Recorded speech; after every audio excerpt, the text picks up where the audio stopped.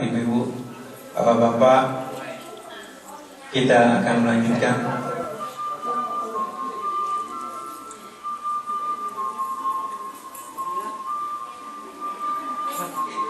pembahasan tasawuf, memasuki babak yang ketiga.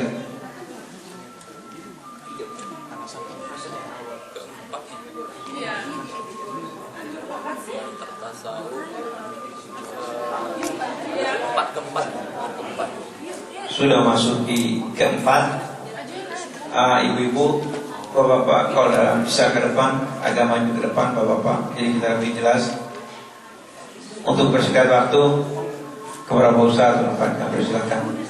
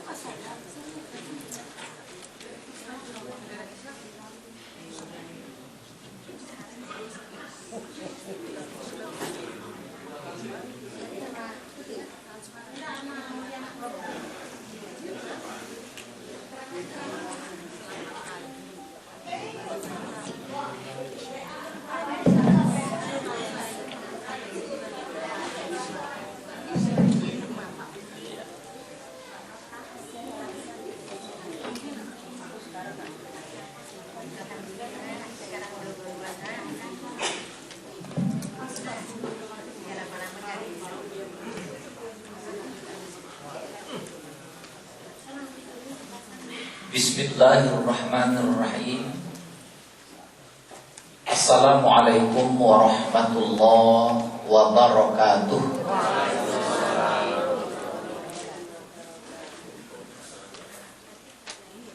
Alhamdulillahilladzi biyadihil mulku wa huwa ala kulli syai'in qadir. Asyhadu an la ilaha illallah wahdahu la syarika lahu wa asyhadu anna Muhammadan abduhu wa rasuluh. Khataman nabiyyin la nabiyya ba'da. Allahumma tsabbit qulubana wa nawwir qulubana bi nuri hidayatika kama nawwartal arda bi nuri syamsika abadan abada. Allahumma ja'al fi qalbi nuran wa fi sam'i nuro wa fi hamami nuro walhamdulillahi rabbil alamin. Bapak Ibu jamaah pengajian Masjid KJRI Los Angeles yang dirahmati Allah, apa kabarnya hari ini, Bu? Alhamdulillah. Alhamdulillah. Sehat, alhamdulillah. Bapak-bapak sehat Pak ya? Alhamdulillah. Alhamdulillah. Mudah-mudahan Allah senantiasa memberikan kita kekuatan, kedamaian, kebahagiaan, keberkahan pada usia yang diamanahkan kepada kita. Diberikan kekuatan, keberkahan pada putra-putri yang dititipkan Allah kepada kita. Pada hari ini kita berdoa bermunajat kepada Allah. Mudah-mudahan kita yang hadir dan termasuk saudara kita yang berhalangan hadir pada hari ini, insya Allah diberikan hidupnya dengan kemudahan-kemudahan. Kalau ada yang sedang punya hutang, insya Allah hutangnya lunas semuanya. Yang punya angan-angan dan cita-cita bisa punya rumah dan tidak kontrak lagi, insya Allah dimudahkan Allah punya rumah. Kalau kita bermunajat dengan sungguh-sungguh, kenapa tidak? Ya Bu? Asal doanya betul-betul bahwa kita bermohon kepada Allah supaya bisa punya rumah sendiri. Untuk apa? Untuk kemudahan kita berjalan ke ke dalam surganya Allah. Amin. Asal keimanan itu bisa menjadi tujuan, apapun diberi Allah. Ya. Makanya permohonannya, ya Allah berikan aku rumah. Insya Allah dengan rumah ini aku bisa semakin dekat dengan Engkau ya Allah. Mudah-mudahan di antara kita, keluarga kita yang saat ini sedang sakit, insya Allah disehatkan dan dicabut penyakitnya oleh Allah Subhanahu wa Ta'ala. Yang hatinya gelap, insya Allah segera diterangi Allah Subhanahu wa Ta'ala. Yang hatinya sakit disembuhkan Allah Subhanahu wa Ta'ala. Itulah seharusnya doa yang kita panjatkan oleh Allah. Baik Bapak Ibu yang dirahmati Allah, seperti yang terlihat di depan, bahwa materi taklim kita pada malam hari ini yaitu tasawuf sebagai gerbang ma'rifatullah. Ya. Kita belum masuk ke dalam ma'rifatnya, tapi masih di gerbangnya. Insya Allah bisa masuk ya Bu. Ya. Masuk atau tidaknya kita ke dalam ma'rifat Allah itu tergantung baiknya niat yang ada dalam hati. Makanya selalulah punya niat yang baik, berprasangka yang baik, berbuat yang terbaik, ya. Sehingga kalau kita sudah di awalnya baik, di tengahnya baik, akhirnya baik, apalagi itulah cita-cita besar kita. Banyak orang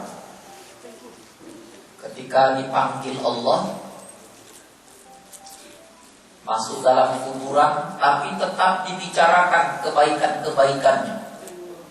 Orang semuanya merasa kehilangan, tidak pernah sepi dari ucapan-ucapan. Kenapa begitu cepat dia dipanggil? Terus diulang-ulang kebaikan-kebaikannya. Ya, mudah-mudahan kita kalau nanti Allah memanggil kita, oh orang-orang yang masih diberi amanah usia membicarakan kebaikan-kebaikan kita. Amin. Terus terkenang-kenang dengan hal-hal baik yang pernah kita lakukan semasa kita hidup. Itulah cita-cita besar kita dalam hidup. Walaupun sudah dipanggil Allah, tapi orang merasakan kita tetap hidup. Kita bermohon kepada Allah agar jangan sampai ketika ajal datang menjemput kita, orang-orang yang kita tinggalkan mengatakan, syukurlah dari panggil udah aman kita. Na'udzubillah, tsumma na'udzubillah.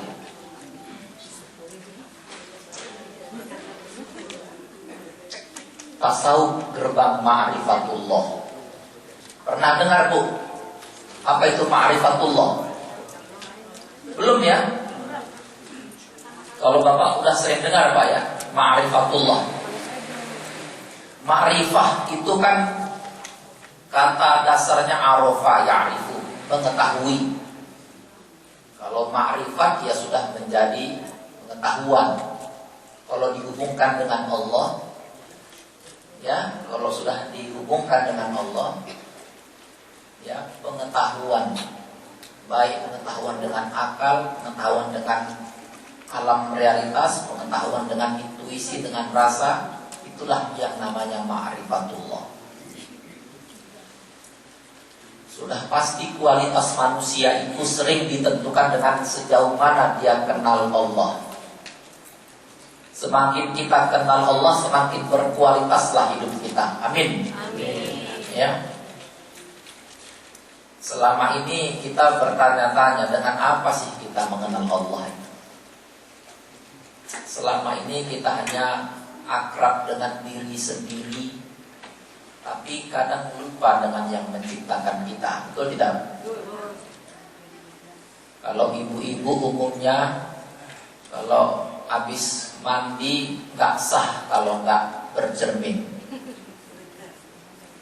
Udah bercermin, nanti mau masuk ke dalam mobil, nampak kaca spion, cermin lagi.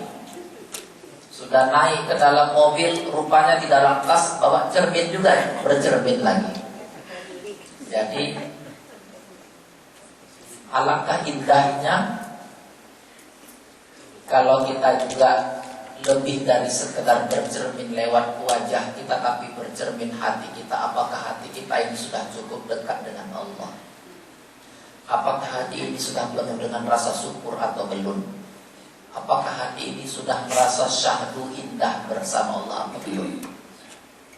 Kalau cuma fisik ini, ibarat handphone itu casingnya, Mbak, Bu. Casing. Kalau casing itu kan bukan hal yang utama dalam handphone, betul nggak? Casing itu bisa diganti-ganti, mau bentuknya banyak pilihan. Begitu juga jasad luar kita ini, casing ini. Mau dibikin dari hitam ke putih, mudah. Dari yang pesek mau dibikin mancung, bisa nggak? Bisa, apapun, apalagi zaman sekarang. Tapi apapun mau dirubah itu casing. Ya. Inti daripada handphone itu bukan casing, tapi ada channelnya. Nyambung nggak channelnya ini? Kalau channel yang dari dalam diri kita ini nyambung ke Allah, insya Allah hidup kita merasa pasti jelas. Kenapa? Karena kita bergantung kepada yang Maha menentukan. Amin. Kalau kita bersandarkan diri kepada yang Maha segalanya, insya Allah segala kebutuhan kita dipenuhi Allah Subhanahu Wa Taala. Amin, Bu ya. Itulah sebenarnya. Banyak orang dalam hidup ini ya hidup ya menderita, kemudian wafat begitu saja, tidak ada hal-hal yang istimewa dilakukan. Kenapa? Karena nggak kenal Allah. Masih ingat gak orang Amerika, seorang profesor bercita-cita ingin punya anak sejenius dia, tahu-tahu yang lahir idiot, dia tembak itu anaknya, dia tembak kepalanya sendiri. Karena soal kenal sama Tuhan ini gak soal mau dia master, mau dokter, mau profesor. Bisa saja secara intelektual cerdas, tapi gelap secara spiritual, gak bertuhan. Ya, inilah yang kita jaga supaya kehidupan kita ini berkualitas. Na'udzubillah kalau kita sampai gak mengenal Tuhan, gak mengenal Allah. Jadi sering sekali kualitas perjalanan hidup ini sangat tergantung dengan kualitas kita mengenal Allah. Ada anekdot yang mengatakan Belanda mati karena pangkat katanya. Orang India mati karena dipatok ular katanya. Orang Arab mati karena kebanyakan makan kambing. Orang Cina mati karena terlalu banyak berdagang. Orang Melayu mati karena terlalu banyak angan-angan. Orang Melayu mati karena banyak angan-angan. Sayang ya. Jadi pernah dulu dikisahkan ada seorang raja yang sangat muda.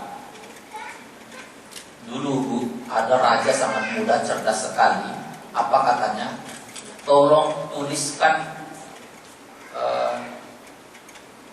mutiara kata yang paling bijak yang bisa diamalkan oleh semua orang. Dikumpullah orang-orang yang cerdas-cerdas itu menulis tentang sebuah kebijakan. Dikasih waktu sampai 30 tahun. Ini raja baru usianya 30. Jadi dikasih waktu sampai 30 tahun. Pas ketika rajanya sampai usia 60 tahun, selesailah buku kearifan ini. Tapi jumlah bukunya ada ratusan buku. Kata raja nih, bagaimana nih mau saya baca? Umur saya sudah 60. Bisa nggak disingkat lagi nih menjadi satu buku? Akhirnya kata orang yang menulis, masih dibutuhkan 10 tahun lagi untuk meringkas menjadi satu buku. Begitu buku selesai, usia raja sudah 70 tahun. Dia nggak sempat lagi mau membaca, itu pun masih 1000 halaman. Aduh, saya nggak sempat lagi membaca. Tolong diringkas ini bagaimana? Apa hikmah dari semua kehidupan, dari kehidupan manusia di dunia ini? Apa yang paling penting hikmah dari ribuan buku tadi? persis menjelang ajalnya selesailah satu hikmah dari ribuan buku, dari ribuan lembar sampai menjadi satu kalimat. Sudah diperas-peras itu hikmah, jadilah dia satu kalimat. Mau tahu apa hikmah yang paling tertinggi yang pernah ditulis pada masa dahulu yang diperintahkan oleh seorang raja kepada para ilmuwan-ilmuwan? Kalimat itu ternyata diringkaskan menjadi manusia terlahir, kemudian menderita, dan pada akhirnya mati. Satu-satunya yang tersisa adalah cinta. Itulah kalimat yang pernah ditulis, yang memerlukan puluhan tahun. Itu aja. Manusia terlahir, kemudian menderita, kemudian mati, dan satu-satunya yang tersisa adalah cinta. Mumpung kita masih diberi Allah amanah usia ini, hidupkanlah cinta kita kepada siapa? Kepada sang pemilik cinta, dialah Allah Subhanahu wa ta'ala. Ya Bu, itulah yang tinggal nanti. Yang lain-lain gak berkesan, yang tinggal adalah seberapa besar cinta kita kepada Allah. Baik, apa yang mau saya sampaikan pada malam hari ini? 3 hal. Yang pertama, memahami urgensi ma'rifatullah. Kenapa ma'rifatullah itu penting? Apa manfaatnya dalam hidup ini? Rupanya kalau sudah tahu, apa efeknya? Yang kedua, apa tingkat-tingkat ma'rifatullah itu? Dan yang ketiga, kiat-kiat menggapai ma'rifatullah. Baik, pengertian ma'rifat adalah rasa kesadaran, ya, sense of awareness, juga gerak-gerik dirinya, lahir batin seperti melihat, mendengar, merasa, menemukan, bergerak, berdiam, berangan-angan, berpikir dan sebagainya. Semua adalah digerakkan Allah Subhanahu wa ta'ala.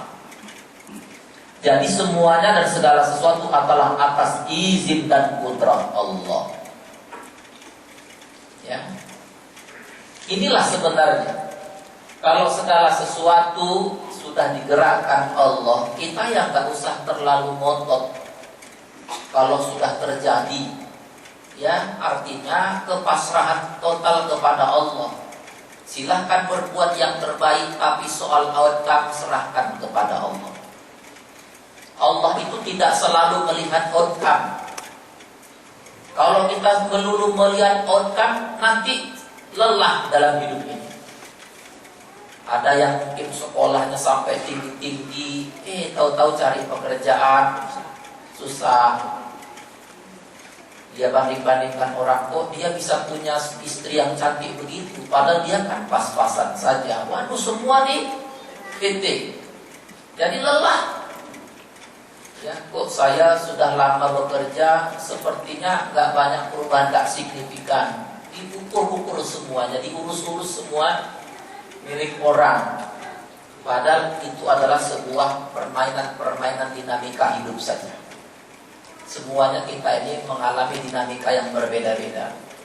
Tinggal soal bagaimana kita merasa hadirnya Allah, ada harapan yang tumbuh.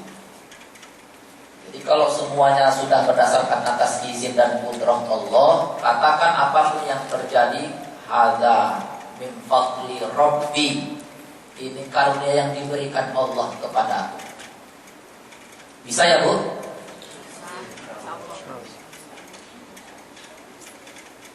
Sebelum kita mengatakan tapikan, katakan dulu, hadza min fadli rabbi. Aku terima ya Allah, aku ikhlas dengan apa yang sudah aku capai hari ini. Ini sesuatu yang terbaik yang Kau berikan kepadaku ya Allah. Asal jangan harapanku hilang kepada Engkau, ini sudah cukup bagiku. Tumbuhkan harapanku ini kepada Engkau ya Allah. Sudah selesai. Ya tapi kan kita perlu bercita-cita, ya bercita-cita sebaik mungkin, tetapi soal outcome itu hak prerogatif Allah. Orang juga sering sudah mendapatkan cita-cita menurut dia sudah dapat apa yang dicita-citakan. Ternyata dia harus memulai dari awal lagi. Begitu orang sudah mencapai sesuatu, dia ternyata memulai lagi. Betul nggak?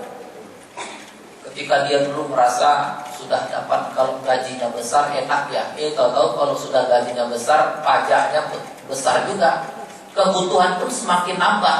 Betul nggak? Makanya jangan terlalu berpikir outcome. Kita berpikir sebaik mungkinlah berbuat. Soal outcome itu mudah-mudahan kita mendapatkan ridho Allah. Itu aja. Jauh-jauh lama-lama diperjuangkan bisa sampai ke LA misalnya. Untuk apa? Mudah-mudahan untuk cari uang agar uang itu bisa memudahkan kita dekat dengan Allah. Boleh tujuannya untuk cari uang, tapi dengan uang itu kita bermohon uangnya berkah, dan kita bisa membuat hal-hal yang besar dalam hidup ini. Itulah yang tadi kalau dipanggil Allah kita berkualitas. Dulu ada seorang yang meninggal, sudah meninggal pun orang ingin sekali memegang jasadnya. Begitu mau dimasukkan ke dalam keranda, kata tetangganya, boleh nggak kami sebelum dimasukkan ke dalam keranda, nggak, biar kami saja yang mengantarnya ke kuburan. Kebetulan dari rumahnya ke kuburan itu ada 3 kilometer. Jadi tetangganya itu bilang, saudara-saudara, ini orang baik yang meninggal ini, kalau bisa nggak usah dimasukkan keranda, biar kita berbaris dari rumah sampai kuburan, biar kita estafetkan ini. Kita cinta sekali sama orang ini. Ya akhirnya nggak jadi dimasukkan dalam keranda, mereka berbaris dari rumah sampai kuburan. Begitu cintanya mereka sama orang ini. Ya ini orang yang ketika hidup sangat berkualitas, sampai meninggal pun orang ingin menyentuh jasad.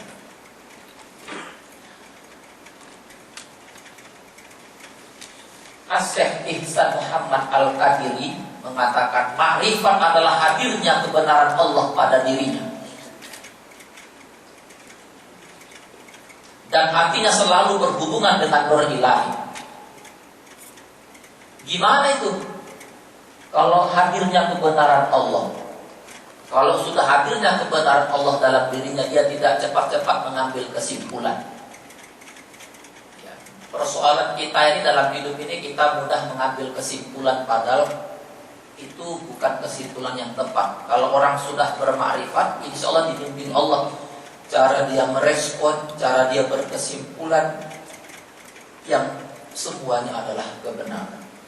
Dia bisa membuat hatinya tenang meski menghadapi berbagai macam cobaan, karena sudah dibimbing oleh Allah cara merespon. Betapa banyak orang dalam hidup ini gara-gara sekali aja nggak sabar, sekali saja nggak sabar, rusak semua yang sudah dibangun. Sekali saja terpeleset, rusak semua yang dibangun. Kenapa? Karena lalai dari Allah. Dulu Barsisa itu ahli ibadah luar biasa. Pernah dengar cerita Barsisa itu? Luar biasa itu ibadahnya. Begitu nampak orang ada beribadah di sebelah dia lebih hebat jumlah rakaatnya, penasaran dia coba tambah lagi rakaatnya. Ternyata orang yang di sebelahnya tambah lagi. Oh enggak, iya ini. Akhirnya selesai dia tanya, kenapa kok ibadahmu hebat sekali? Oh, kalau mau hebat ibadahnya, lakukan 3 hal. Gak usah pun 3 hal, 1 aja. Saya dulu melakukan 1 hal, perbuatan dosa, ternyata dengan dosa ini aku ibadahku jadi mantap. Bolehlah, kata si Barsisa.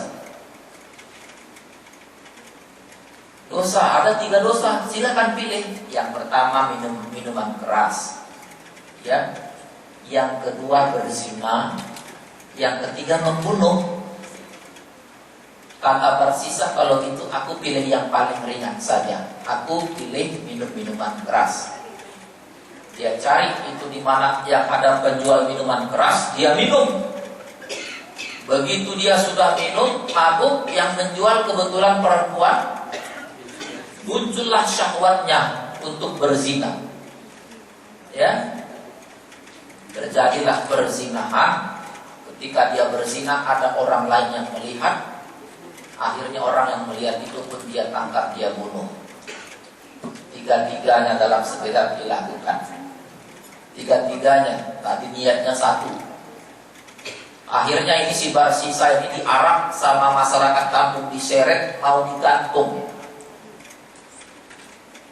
Begitu mau digantung, datanglah orang tadi yang menyuruh berbuat jahat tadi. Rupanya itu iblis, Bu. Kamu mau selamat nggak dari gantungan ini? Tentu saya mau. Kamu harus bersahadat atas namaku. Bersahadat atas namaku, aku akan menyelamatkan.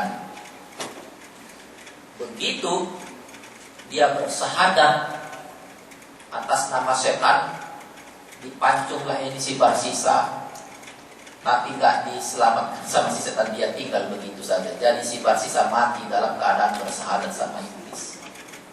Na'udzubillah, summa na'udzubillah. Jadi hati-hati Bapak Ibu, jangan sampai apa yang sudah kita bangun susah payah rusak, terpeleset kita hanya karena hal-hal yang kecil. Kita anggap kecil, amannya itu nggak apa-apa, tapi itulah saat. Saya kok jadi teringat waktu di Jakarta itu yang kemarin saya katakan, cerita seorang pejabat di BPK, dibunuhnya istri mudanya Angel, Oli Angel lain. Itu padahal itu semua sudah dikasih, mobil sudah dikasih, apartemen sudah dikasih, semua dikasih. Tapi lama-kelamaan kok dibunuhnya. Padahal mereka sebenarnya saling mencintai kan. Tapi dibunuhnya ujung-ujungnya apa? Ketahuan. Orang nggak profesional, disuruhnya orang membunuh dengan cara yang tidak profesional. Disuruhnya tinggal 3 bulan di pinggir apartemennya itu pura-pura menjadi grup musik, bawa alat gitar, nanti kalau mayatnya sudah dibunuh dimasukkan ke dalam peti gitar, tempat gitar itu. Tahu nggak seperti yang dibayangkan? Inilah kalau nggak profesional, hancur semua karir yang dibangun. Bukan cuma si ketua BPK ini yang hancur, tapi semua keluarganya hancur. Ini gara-gara satu persoalan. Na'udzubillah. Makanya kita bermohon jangan sampai kita jauh dari Allah. Kita berharap apapun keputusan yang mau kita ambil berdasarkan keputusan mencari ridho Allah. Amin. Ma'rifat adalah cermin. Ya. Kalau seorang yang arif melihat ke cermin, maka yang dilihatnya hanyalah Allah. Tidak ada sedetik pun dia lupa dengan Allah. Yang dilihat orang arif saat tidur dan bangun hanyalah Allah. Ketika dia mau tidur, dia selalu baca Bismika Allahumma ahya, Bismika amun. Atas namamu lah aku tidur. Begitu bangun, baca lagi Alhamdulillahilladzi ahyana ba'dama amatana wa ilaihi nusyur. Terima kasih engkau menghidupkan aku lagi ya Allah. Terima kasih aku boleh kembali menghirup udaramu. Terima kasih aku boleh lagi meminum airmu. Terima kasih aku boleh meminum bumimu ini ya Allah.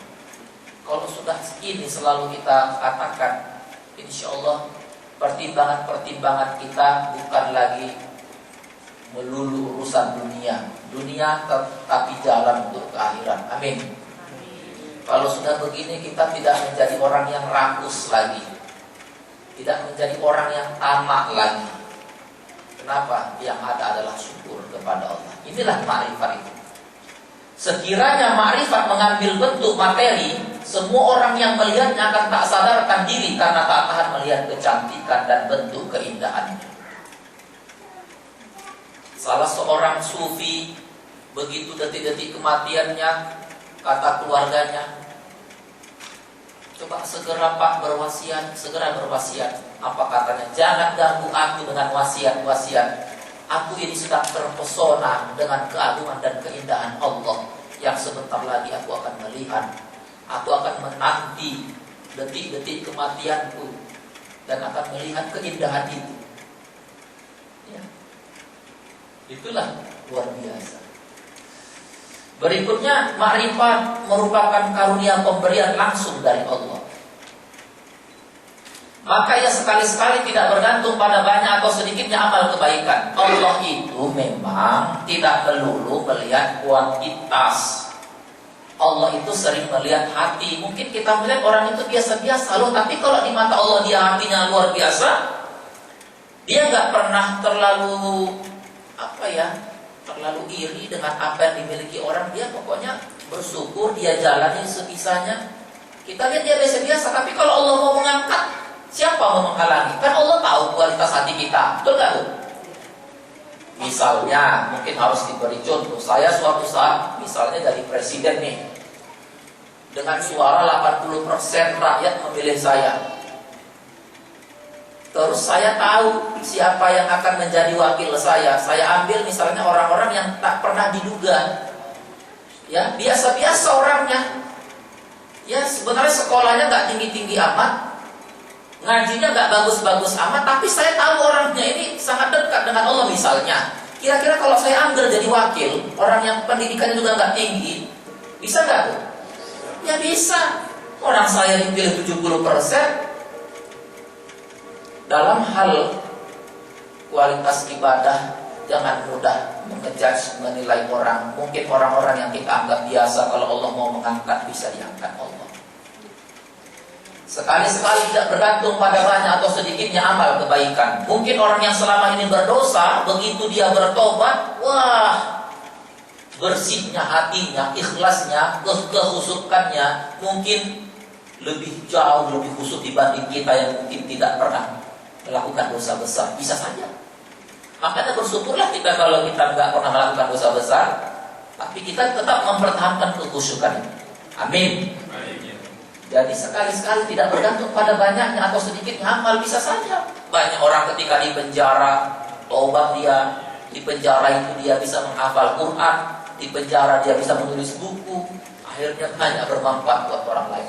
Inilah tiap-tiap detik yang harus kita lakukan. Ingat gak Bu, ayat Quran tentang perintah melaksanakan sholat tahajud itu? A'udzubillahi minasyaitonirrajim.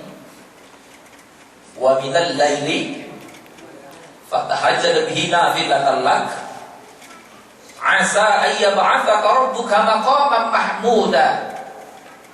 Ya. Insyaallah kita termasuk orang-orang yang rajin bertahajud. Tetapi tidak merasa dijamin oleh tahajud yang kita lakukan. Kita tetap berjaga-jaga, mawas diri agar jangan tahajud yang kita lakukan ini membuat kita merasa sombong, merasa dekat sekali, merasa paling layak masuk surga. Makanya ayat berikutnya itu kan dilanjutkan sebagai penjagaan. Wa qur rabbi adkhilni mudkhala sidqin wa akhrijni mukhraja sidqin waj'alni min ladunka sultanan nasira. Ya Allah, walaupun aku sudah sholat tahajud misalnya, mohon aku dimasukkan di tempat masuk yang benar. Mohon kalau aku berteman dengan lingkungan yang benar. Mungkin kalau aku mengajar anak-anak dengan cara yang benar, masuk yang benar, tempat keluarnya juga benar. Ini orang yang sudah sholat tahajud tiap malam pun harus mawas diri. Apalagi yang jarang tahajudnya, apalagi yang gak pernah. Mungkin yang lebih banyak lagi mohon doa kita agar dimasukkan di tempat yang benar, berkumpul dengan orang-orang yang benar. Saya kira bukan orang sembarangan yang bisa hadir ke masjid ini. Saya tahu perjalanan sangat jauh. Mudah-mudahan ini adalah menjadi investasi kita di akhirat. Gak mudah mengalahkan setan itu. Ngapain datang lagi? Ustaz gampang lagi. Tapi ternyata datang juga kalah setannya.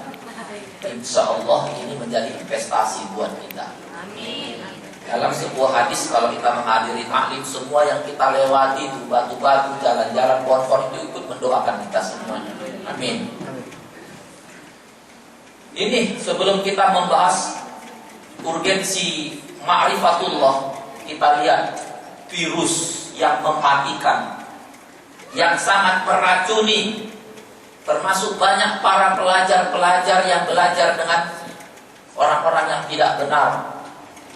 Virus ateisme inilah yang menggerogoti sekarang generasi-generasi kita. Virus ateisme dan kesombongan intelektual di barat. Betapa banyak sebuah peradaban dibangun tanpa berdasarkan Allah.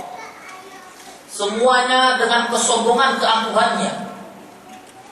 Inilah yang akan hancur nanti pada saatnya. Kita lihat bagaimana seorang Perbeh, salah seorang pelopor ateisme di abad modern, apa katanya? Pada hakikatnya agamalah yang menyembah manusia. Wah, dibilangnya agama yang menyembah manusia itu sebuah kesombongan. Inilah paham antroposentris. Manusia semuanya, manusia semua yang menentukan siapa yang ada, manusia. Tuhan itu nggak ada. Religion that's worship man. Ya, agama yang menyembah manusia. Agama adalah mimpi akal manusia. Religion is the dream of human mind. Kesombongan manusia. Inilah virus-virus yang menghantam generasi kita. Atau mungkin generasi para orang-orang yang belajar kepada guru yang tidak tepat, sombong, angkuh. Ya, banyak itu mentang-mentang alumni luar negeri. Ya, merasa lebih hebat. Padahal dia belajar bagaimana menjadi ateis. Na'udzubillah. Ini bahaya. Bagaimana sudah dilakukan penelitian bahwa sebuah peradaban yang tidak dibangun berdasarkan nilai-nilai ketuhanan, dia pada akhirnya akan hancur lemah. Ya. Apa kata si Newton yang ateis juga? Rahasia kerja alam sudah tersibak sehingga campur tangan terhadap alam, campur tangan Tuhan terhadap alam seperti yang dijelaskan agama dipandang tidak begitu penting lagi. Gak perlu katanya campur tangan Tuhan. Ini kesombongan. Ya. Ada lagi katanya dengan istilah clockmaker teori. Katanya Allah itu seperti pembuat jam. Begitu jam dibuat, silakan orang mau pakai. Yang pembuat jam nggak mau tahu lagi. Dia menganggap ini semuanya Allah tuh nggak campur tangan. Silakan orang mau berbuat apa saja. Alhamdulillah. Inilah kesombongan, ya, virus-virus ateisme yang sampai sekarang ini masih menggerogoti generasi kita. Alhamdulillah. Apa kata Karl Marx? Agama adalah keluhan makhluk yang tertekan. Dia bilang agama itu untuk orang-orang yang bodoh. Sama seperti seorang anak yang takut sama ayahnya katanya. Itu kan karena belum mengerti. Dibuatnya sama seperti agama juga katanya orang-orang yang bertuhan itu orang-orang yang bodoh. Inilah virus-virus yang menggerogoti. Na'udzubillah. Agama adalah faktor sekunder. Waduh, dibilangnya agama itu faktor sekunder. Agama adalah candu rakyat. Sedangkan faktor primernya adalah ekonomi. Ini na'udzubillah.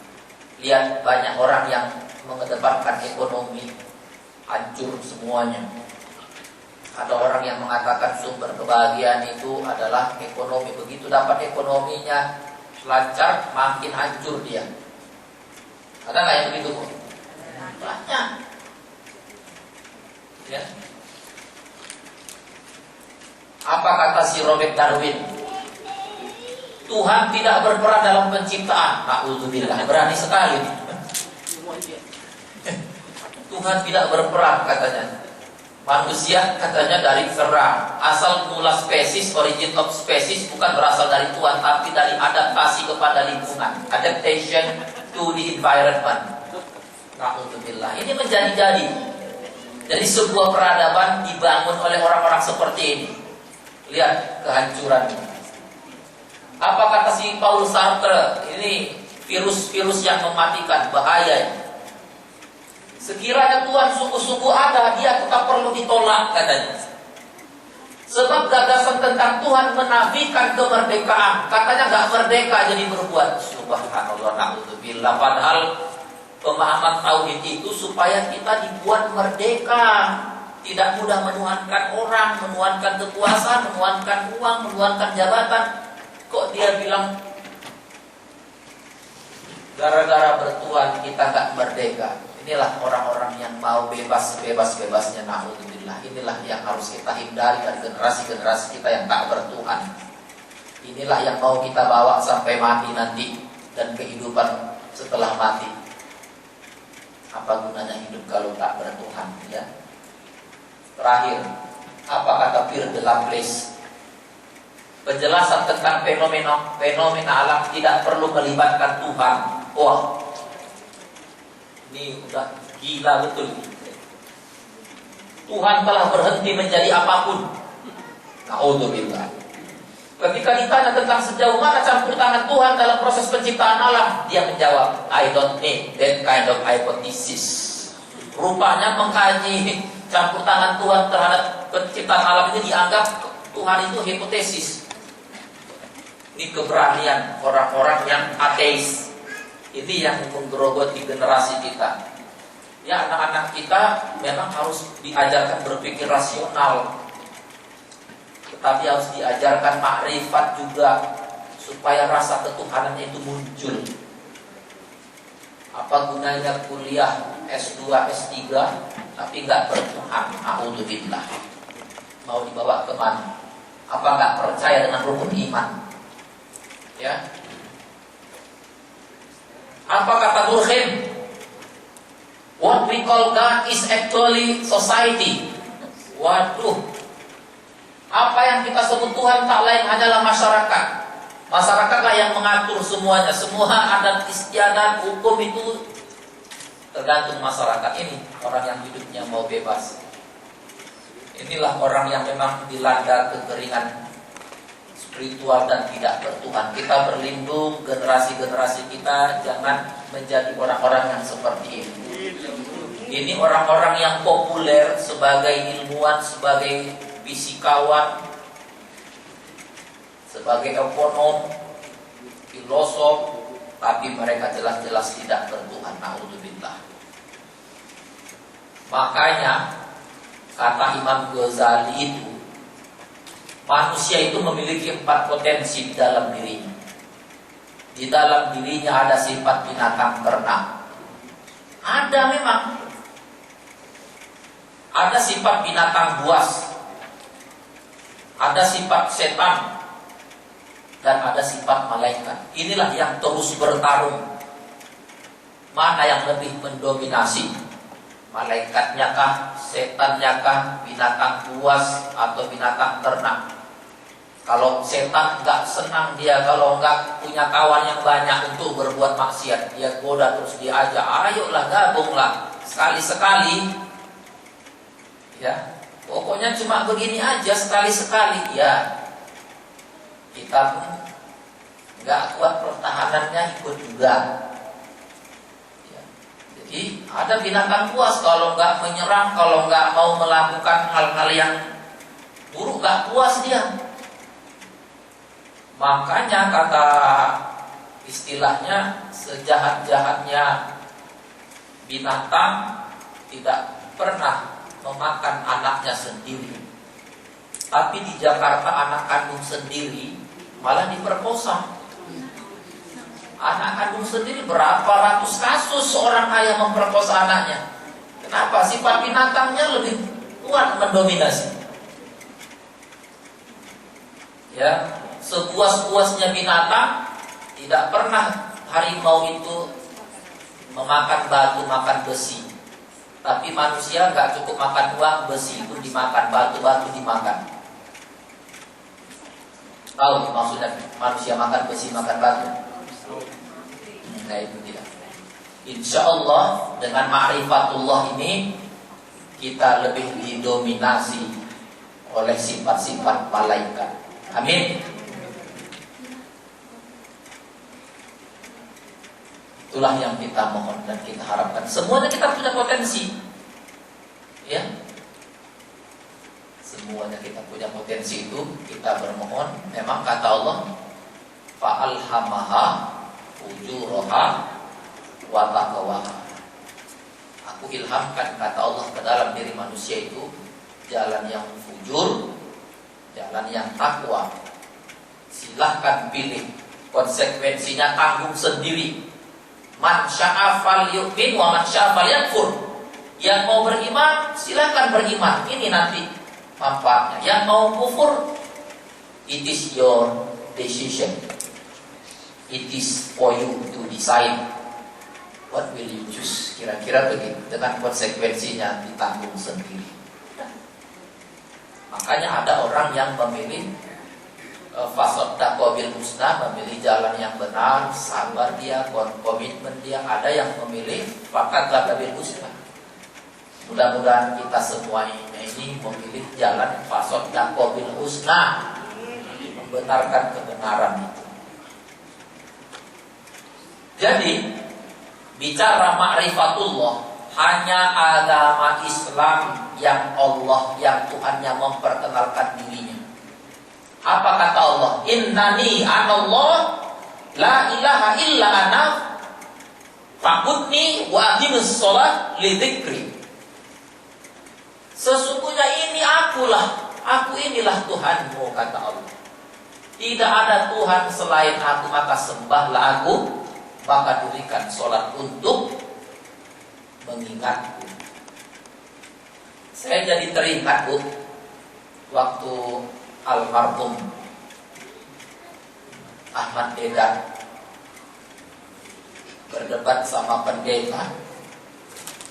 Ahmad Dedan megang kitab Injil, misalnya ini kitab Injil, dibilangnya sama pendeta, Pak Pendeta, kalau saya sudah menguasai kitab Injil ini, kata Ahmad Dedan, kalaulah semisalnya ada dalam kitab Injil ini Nabi Isa mengatakan I'm your Lord, just worship me, aku Tuhanmu, sembahlah aku. Kalau ada Yesus mengatakan begitu, sekarang ini aku tinggalkan Islam, aku pindah kepada agamamu. Kalau memang ada Yesus mengatakan aku ini Tuhanmu, sembahlah aku. Ya pendetanya ya goyang-goyang, kan nggak mungkin ada di dalam kitab Injil itu Yesus mengatakan aku ini Tuhanmu, maka sembahlah aku. Orang memang dia bukan Tuhan.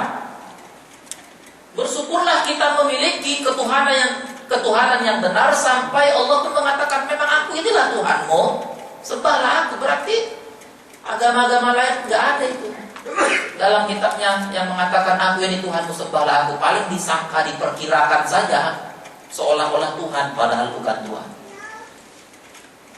Kan bingung itu pendeta. Memang nggak ada. Memang asal usulnya Yesus itu Nabi, bukan Tuhan. Kan nggak mungkin dia bilang ini Tuhanku, sembahlah aku. Nggak akan benar. Ya. Dan jelas Allah mengenalkan dirinya. Jelas. Inilah yang membuat kita semakin mantap untuk menyembah Allah yang maha hidup ini dan menentukan takdir dan nasib pada hidup kita. Pertanyaannya, sudahkah kita bermakrifat? Mudah-mudahan sudah, Bu, ya. Ini level yang harus terus kita tingkatkan. Tentu tiap orang itu level ma'rifatnya beda-beda. Apa ukurannya? Misalnya Imam Ibnu Athaillah dalam kitabnya Al-Hikam mengatakan, keinginanmu terhadap kekalnya sesuatu selain Allah.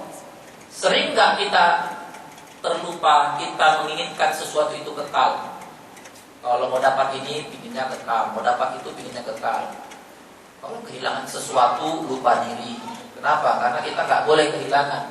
Harus gak boleh kehilangan.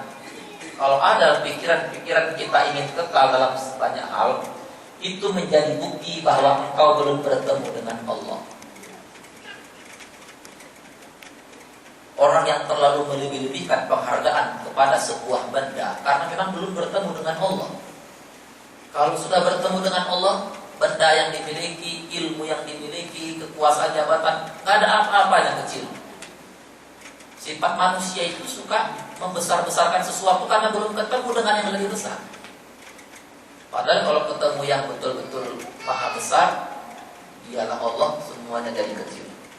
Kerisauanmu lantaran kehilangan sesuatu selain Allah menjadi bukti bahwa engkau belum sampai kepada Allah dan masih terhalang untuk menyaksikan Allah. Kita berlindung dan mohon ampun kepada Allah betapa sering kita risau yang berkepanjangan, sedih yang berkepanjangan, stres, depresi yang berkepanjangan. Ini boleh jadi karena sepinya kita dari menyaksikan Allah, sepinya hubungan yang kita bangun dengan Allah. Mudah-mudahan setelah ini kerisauan kita bisa sirna semuanya. Amin. Diganti dengan Allah, dengan kematangan, kepastian, janji-janji Allah itu lebih pasti. Kalau ada orang merasa dijalin dengan tabungannya, kalau Allah berkehendak tabungannya itu bisa habis untuk dia berobat, itu pun kurang. Ya, jangan merasa dijamin oleh apapun. Takutlah kita kalau iman ini, kalau makrifat ini hilang dari dalam diri kita. Na'udzubillah. Karakter orang yang bermakrifat seperti apa? Ciri orang yang bermakrifat adalah tidak dikuasai dan diliputi kesedihan, ketakutan dan kecemasan, karena mereka memiliki pegangan la khaufun alaihim walahum yahzanun.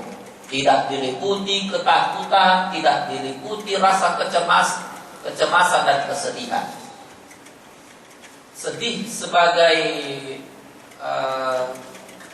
manusia itu biasa, tapi yang tidak boleh adalah berkepanjangan. Ia tidak takut dan sedih dengan urusan duniawi. Bila kita selalu cemas dan takut kehilangan dunia, itu tandanya kita belum bermakrifat. Orang yang makrifat itu susah senangnya tidak diukur dari ada atau tidaknya masalah, tapi diukur dari dekat tidaknya ia dengan Allah. Jelas ya Pak? InsyaAllah kita sampai ke sananya. Sampai ke sana semuanya Bu ya. InsyaAllah. Bukan apa yang kita hadapi, tetapi seberapa dekat sebenarnya pengaduan kita kepada Allah dan keriduan kita kepada Allah atas masalah yang dihadapi. Yatim atau miskin bukan semata-mata kekurangan harta, tetapi yang kita khawatirkan kita miskin dari keriduan kita kepada Allah atas apa yang kita hadapi. Urgensi ma'rifat. Nih, apa kata Imam Ali bin Utsman al-Huzwiri dalam Kasyaf al-Mahjub? Nilai seorang manusia terletak pada ma'rifat pada Allah. Dan orang yang tidak memiliki ma'rifat, maka hakikatnya ia tidak memiliki apa-apa.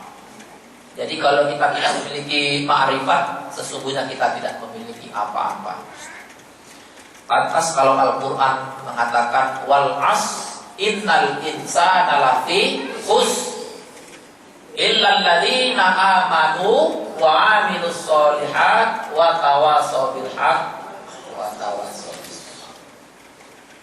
Paling tidak 3 syarat orang yang beruntung. Kalau ini tidak dilakukan, kita ini rugi semuanya. Apa tuh? Yang pertama beriman. Setelah itu amal soleh. Yang ketiga menasihati terhadap kebaikan dan kesabaran. Silahkan bermohon apapun kepada Allah, asal yang kita mohonkan itu tidak mengurangi keimanan kita. Kalau bertambahnya pendapatan tapi keimanan kita justru berkurang, untuk apa? Ya, untuk apa? Bertambahnya gelar tapi iman justru berkurang, rugi. Kan gitu. Adanya iman tapi gak ada amal soleh, percuma juga. Karena iman sama amal soleh itu selalu berdampingan ya. Dan yang terakhir, sepanjang kita masih mampu melakukan nasihat kesabaran, kebaikan, terlepas apa kondisi kita, itu kita termasuk orang yang beruntung. Sifat manusia itu kalau datang masalah, dia memikirkan masalahnya sendiri. Padahal Yang terbaik itu walaupun kita punya masalah, kita coba menyelesaikan masalah orang juga. Karena kan kita sering egois. Saya saja punya masalah kok, ngapain mikirkan masalah dia? Wah, kapan kita mau memikirkan masalah orang kalau kita sibuk memikirkan masalah kita sendiri? Gimana mau sedekah orang kita berkekurangan? Nah ini udah egois yang banyak. Ya, naudzubillah. Indahnya manfaat ma'rifat apa saja menumbuhkan kehormatan dan harga diri. Ketika terjadi pertemuan, perkenalan seorang laki-laki dan perempuan, sehingga terjadi katakanlah ada tumbuh rasa cinta. Kemudian kata si laki-laki, kebetulan ini semua orang-orang yang di sini tertidur semuanya. Iya, kata si perempuan, syukurlah semuanya sudah tertidur. Kalau begitu ayo kita mulai, kata laki-lakinya. Tapi ternyata si perempuan bilang, walaupun orang ini semua tertidur, tapi apakah Allah tidur? Allah tidur gak? Langsung ketakutan ini si laki-laki. Kenapa? Karena ma'rifat itu menumbuhkan kehormatan dan harga diri. Silahkan ditawar, tapi harga tetap mati. Itu kan kalau bunga mawar, bunga melati ya Bu. Boleh ditawar, tapi harga tetap mati. Coba cari dengan cara yang halal. Itu kalau orang bermakrifat, menumbuhkan rasa tawadhu. Tawadhu itu maksudnya how to be very humble, ya, sederhana, ya, tidak sombong. Segala sesuatu dia sadar itu titipan dari Allah. Tidak mudah kaget dengan berbagai macam kenikmatan yang diraih. Dia menganggap ini biasa-biasa saja. Ada min fadli Rabbi, ini kenikmatan yang diberikan Allah untuk memujiku. Apakah aku termasuk yang bersyukur atau aku malah kufur? Begitu. Biasa-biasa saja. Jadi dulu ketika Rasul sama sahabat kumpul-kumpul lagi mendengarkan taklimnya Rasul, tahu-tahu ada seorang laki-laki lewat. Kata Rasul, itu tuh yang menjadi salah satu ahli surga. Sahabat kan bingung, ya, selesai taklim, sahabat ini mengunjungi rumah yang kata Rasul tadi ahli surga. Dia pura-pura menginap. Saya kesasar, saya boleh nggak menginap di rumah? Ya boleh, silakan. Ya, bermalamlah dia. Dia penasaran, amal apa sih kok sampai Rasulullah menjamin dia masuk surga? Penasaran betul ini orang, sampai pura-pura dia menginap. Kalau habis sholat, dia biasa berdoa seperti kebanyakan orang. Selama 3 hari, bangun malamnya juga cuma sekali, nggak tiap malam gitu. Setelah 3 hari di situ, nggak ada yang istimewa gitu. Akhirnya nggak sabar juga dia tanya, boleh nggak kira-kira saya tahu amalan Bapak, kira-kira begitu. Saya biasa-biasa saja. Jangan menyembunyikan amal. Iya, biasa-biasa saja. Ya udah, saya mau pulang. Oh, mungkin ini, walaupun itu dianggap amalan, tapi saya rasa biasa-biasa saja. Saya ini orangnya tidak mudah iri dengan rezeki yang diberikan oleh saudara-saudara kepada tetangga-tetangga saya. Saya nggak mudah iri dengan apapun yang diraih yang lebih banyak yang diperoleh oleh tetangga saya. Saya selalu bersyukur dalam hidup ini. Ternyata amalannya itu ada rupanya. Ternyata iya. Ternyata kata itulah yang dijamin Rasulullah masuk surga. Ternyata sepanjang kita tidak mudah iri aja dengan yang diberikan orang lain, kita tetap bersyukur. Biasa-biasa. Jadi gak ada orang-orang yang tidak harus sekolahnya tinggi-tinggi. Kalau mau masuk surga itu memang Allah tahu betul hati orang.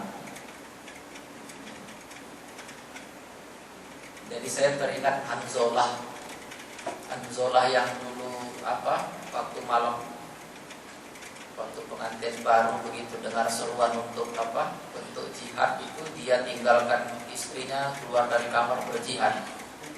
Keesokan harinya dihitung berapa jumlah yang tewas, 98, tapi begitu dihitung lagi kok cuma 97. Rupanya jasadnya Hanzolah gak ketemu. Begitu ditemui di sela-sela batu yang besar, jasad Hanzolah itu basah kuyup. Subhanallah, kata Rasulullah, jasadnya Hanzolah sudah dimandikan para malaikat. Wah, kalau mengingat cerita-cerita sahabat bagaimana Bilal, ya luar biasa. Ya. Dengan ma'rifat itu menumbuhkan keyakinan tentang keselamatan dan kebahagiaan. Yakinlah kita dengan keselamatan dan kebahagiaan kita sebenarnya hanya dari Allah. Jaminan yang lebih pasti adalah dari Allah. Itu harus betul-betul kita tanamkan. Kalau terlalu bergantung kepada pasangan kita, nanti kita terlalu banyak nuntut dengan pasangan kita, karena kita merasa kebahagiaan kita tergantung dari pasangan kita. Jadi kita banyak menuntut. Kita dikendalikan terus. Kenapa? Karena ketergantungan kita dari pasangan kita. Tapi orang yang bermakrifat itu kebahagiaannya sangat tergantung kepada Allah. Kita singkat, tidak mengenal stres, depresi atau putus asa. Indah nggak Bu kalau kita bisa begini? Ya, menimbulkan, jangan bilang susah, mudah. Mudah, insya Allah Allah mudahkan itu. Menimbulkan kekuatan yang dahsyat, kita jadi kuat, kita jadi punya alasan yang kuat untuk hidup bahagia. Ya. Menimbulkan semangat yang tinggi, menumbuhkan kemampuan membersihkan diri lahir batin, selalu memandang segala kejadian dengan syukur. Amin. Inilah orang yang bermakrifat. Sayang kita kalau nggak bermakrifat. Kata Allah, aku itu punya 100 rahmat, kata Allah, yang sudah aku turunkan ke dunia ini mulai dari Nabi Adam sampai akhir zaman itu baru 1. Walaupun baru 1, tapi berapa banyak yang sudah merasakan nikmat, yang jadi konglomerat banyak, yang jadi miliuner banyak. Bahkan dari 1 rahmat saja ada yang sudah merasakan masuk dalam surga, itu Nabi Adam. Baru 1 rahmat, dan aku masih punya 99 rahmat lagi. Kita mau mengejar yang 1 rahmat apa 99 Bu? 99, tapi orang banyak mati-matian, ya, dari pagi sampai malam pagi lagi mengejar yang 1 rahmat. Kejarlah yang 99 dengan apa? Dengan syukur. Ya, silakan kerja keras, banting tulang peras keringat, tapi banyak bersyukur. Katakan kepada Allah, terima kasih untuk semua yang terjadi ya Allah kepada dirimu. Terima kasih kau ciptakan aku sebagai manusia ya Allah. Pernah Bu kita mengucapkan terima kasih sama Allah kita diciptakan sebagai manusia Bu? Kalau belum, bilang terima kasih ya Allah untuk terangnya siang. Terima kasih ya Allah untuk gelapnya malam. Terima kasih ya Allah untuk yang menghinaku. Untuk yang menghina kita terima kasih juga. Terima kasih yang mencintai aku, bahwa aku bisa merasakan hal-hal yang seperti ini. Ini adalah sebuah dinamika. Kalau tidak Engkau ciptakan aku, mungkin aku tidak mengerti arti makna mencintai, dicintai, dihianati dan lain sebagainya. Itu merupakan ombak yang ada di permukaan, tapi di dalam hati tetap tenang. Amin. Itu kalau orang yang bermakrifat. Abu Abdullah Muhammad bin Ahmad bin Hamdun Al-Qarrat berkata, cahaya ma'rifat tidak akan masuk ke dalam hati seorang hingga pemilik hati itu lebih mementingkan Allah. Gak bisa masuk cahaya ma'rifat kalau memang hati kita lebih mementingkan Allah, baru masuk. Jadi ada istiqdah, ada preparation for getting blessing itu kan. Ada persiapan. Allah mau lihat, pantas nggak ini mau dikasih rahmat hidayah ini. Kalau kita nggak ada persiapan, ya kita nggak pantas dianggap Allah. Jadi nggak bisa sampai, kecuali pemilik hati itu lebih mementingkan Allah. Yang berikutnya terakhir, Zunnun al-Misri mengatakan, Arabtu Rabbi bi Rabbi, walau la Rabbi ma'arabtu Rabbi. Aku mengenal Tuhanku melalui Tuhanku. Jadi orang yang begitu dekat dengan Allah, dia tidak sombong. Ini karena karunia yang diberikan Allah. Allah membuka hatiku. Wah, ibu rajin kali ya, ibadahnya luar biasa. Ini nikmat yang diberikan Allah kepada aku. Jangan, oh ibu luar biasa ibadahnya. Oh iya, tadi malam tahajud saya sampai menjelang subuh. Waduh. Padahal itu kenikmatan ibadah itu dirasakan karena Allah juga, bukan kita semata-mata. Seandainya bukan karena Tuhan pun, saya tidak akan mengenal Tuhan. Seandainya kalau nggak dibangunkan Allah, nggak bisa kita sholat malam. Jadi dalam ibadah pun syukur, ya Bu. Rasulullah ketika beribadahnya luar biasa, dia bilang, afalam Tuhan aku dan syukur. Apakah aku tidak ingin dikatakan sebagai hamba Allah yang pandai bersyukur? Ali bin Abi Thalib pernah ditanya oleh sahabatnya Amirul Mukminin, ya Amirul Mukminin, apakah engkau pernah melihat Tuhanmu? Kata Ali bin Abi Thalib, awaluddin ma'rifatullah. Awal daripada agama itu yang mengenal Allah. Itulah awalnya. Ya. Makanya ada istilah, banyak orang muslim itu menjadi orang kafir yang budiman. Saya tanya, apa itu maksud kafir tapi budiman? Iya, dia menyembah Allah, tapi Allah yang dia sembah itu bukan Allah yang sesungguhnya, karena dia belum mengenal Allah. Padahal awal ma'rifatullah, awal agama itu kan mengenal Allah. Tapi banyak orang Islam itu katanya beribadah kepada Allah bukan Allah yang sesungguhnya, tapi Allah dalam perkiraan-perkiraan, Allah dalam persangkaan-persangkaan, Allah dalam pikiran yang sempit itu. Padahal Allah itu di luar dari apa yang kita pikirkan. Allah itu di luar dari ruang dan waktu. Allah itu nggak bisa dibahasakan. Apakah ketika Ali ditanya, apakah engkau pernah melihat Tuhanmu? Terus kata Ali bin Abi Thalib, apakah aku menyembah apa yang tidak aku lihat? Apa mungkin aku menyembah yang tidak aku lihat? Itu artinya dia akan melihat Allah.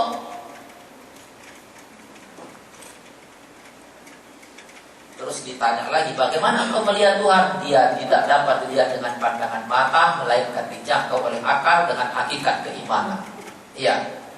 Dan Imam Ghazali pada akhirnya mengatakan, puncak pengetahuan ma'rifatullah adalah ketidakmampuan mengenalnya.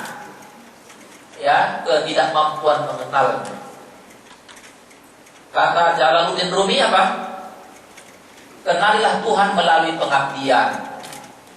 Jadi dengan pengabdian tuh, bukan pemikiran. Kalau dipikir-pikir pasti kontroversi, karena setiap orang punya pendekatan yang beda-beda. Kita ini kalau mau berdebat pakai pikiran, akan terjadi cara pandang yang berbeda terus-menerus. Ya, saya sering itu di hadapan mahasiswa, saya bikin pohon yang besar di papan tulis. Ya, saya tanya, apa yang tergambar dari pohon besar ini? Di antara mahasiswa yang bilang, wah, saya melihat pohon besar itu perlu diteliti seberapa usia pohon yang besar itu. Kira-kira dari pohon itu tumbuh, apa yang terjadi di era apa? Tapi mahasiswa yang lain mengatakan, oh itu kalau ditebang itu pohon bisa dibikin furniture itu. Ada yang bilang, oh itu bisa dilukis. Ya. Bisa dilukis nggak? Bisa dilukis. Ada yang suka foto-foto, ini bisa dipoto dan bisa dibikin majalah kalender. Itulah cara pandang kalau berpikir. Tapi sekarang banyak orang Islam ini mau berpikir kayak dia saja semua orang. Ya. Ya. Yang tahayatnya goyang jari-jari merasa paling benar. Padahal begitu diselidiki, yang goyang jari-jari ini, kata Imam Hanafi, dulu Rasulullah goyang-goyang ini karena sudah mulai tua atau cuaca sangat dingin, jadi dia goyang-goyang. Artinya kita perdebatan-perdebatan jangan dibesar-besarkan kalau dalam hal ru'yah, termasuk kenali Allah dengan pengabdian, bukan pemikiran, melalui cinta bukan kata, melalui takwa bukan hawa. Jangan mendefinisikan Tuhan, tapi saksikanlah Tuhan. Dengan menggunakan intelek kita hanya akan mencapai pengetahuan yang dipenuhi dengan keraguan dan kontroversi. Melalui mujahadah dan amal kita dapat menyaksikan Tuhan dengan penuh keyakinan. Ini Bu, saya tinggalkan nanti ini diprintkan ini supaya kita tetap terjaga ma'rifatnya. Allahumma la khaira illa khairuka wa la khaira illa khairuka wa la ilaha ghairuka. Tidak ada kebaikan kecuali kebaikan yang berasal darimu ya Allah. Semuanya berasal darimu. Tidak ada Tuhan selain Engkau. Masih ada sedikit lagi untuk bermakrifat kepada Allah. Apa itu? Dua Bu. Apa itu? Dengan menggunakan akal dan menggunakan nama-nama Allah Ta'ala beserta sifat-sifatnya. Ini kemarin yang Pak Idul tanya. Ternyata kita boleh bermakrifat dengan menyebut nama-nama Allah serta sifat-sifatnya. Jangan dibayangkan, tapi di pengabdian yang lebih diutamakan, bukan kata tapi cinta. Kan begitu. Misalnya dengan akal gimana? Ya kita kan bisa melihat ayat-ayat Allah yang penuh dengan bukti-bukti bahwa kita diajak berpikir. Afala yanzuruna ila al-ibli kaifa khuliqat? Apakah kau tidak melihat bagaimana unta itu diciptakan? Ternyata setelah diselidiki, unta itu banyak sekali manfaatnya. Ini bukti bahwa Allah itu sudah merencanakan mendesain sedemikian rupa. Misalnya apa? Kaki air dalam tubuhnya dapat diminum kembali sehingga mampu berjalan berhari-hari. Jadi rupanya dia punya tangki dalam perut, bisa untuk di persediaan. Begitu haus diminumkan lagi. Begitu. Itu makanya kita disuruh berpikir kenapa unta itu diciptakan. Kulitnya yang tebal melindungi dari panas yang dapat mencapai 50 derajat Celcius. Itulah buktinya Allah. Mulut dan bibir unta sangat kuat sehingga dengan mudah dapat makan tumbuhan berduri dan menghilangkan kelaparannya. Kaki unta lebar sehingga walaupun tubuh unta besar, tetapi dia tidak tenggelam ke dalam pasir karena kan di padang pasir. Udah didesain betul sama Allah. Kulit di bawah kaki unta tebal sehingga tapak kakinya tidak akan terbakar meskipun panas. Coba kita kalau panas buka sandal, waduh, terbakar. Dua lapis bulu mata bergerak cepat seperti sebuah perangkap dan dia melindungi mata unta ketika ribut pasir. Ya. Terakhir Rasulullah bersabda Allah itu mempunyai 99 nama. Barang siapa menghafalnya ia masuk ke dalam surga insyaallah.